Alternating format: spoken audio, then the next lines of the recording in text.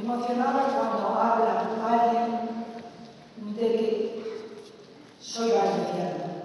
Claro que lo soy, claro que lo siento, claro que me emociono, claro que me gustan las danzas, claro que me gusta el clandestino, claro que me gusta la rosaria, o no me va a gustar si soy valenciana.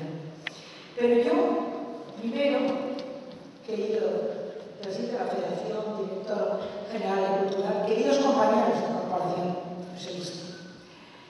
Como concejala de Cultura y presidenta del Palo de la Música, es un honor recibir la medalla de oro de la Federación de Folclore de la Comunidad Valenciana, que ya ha sido otorgada a esta maravillosa casa que me honro de presidir. Y con la suerte de estar delante todos los coros, esos directores, todas esas coralistas que emocionan cuando las oímos.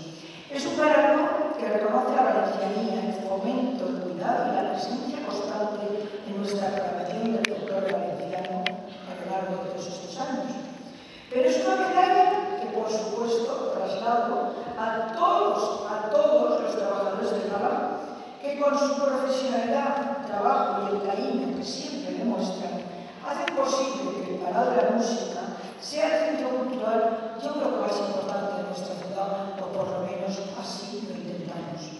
Virtudes que son reconocidas por la Federación, a la que deseo agradecer la concesión de esta medalla y reconocer su excelente labor en la defensa de nuestras tradiciones.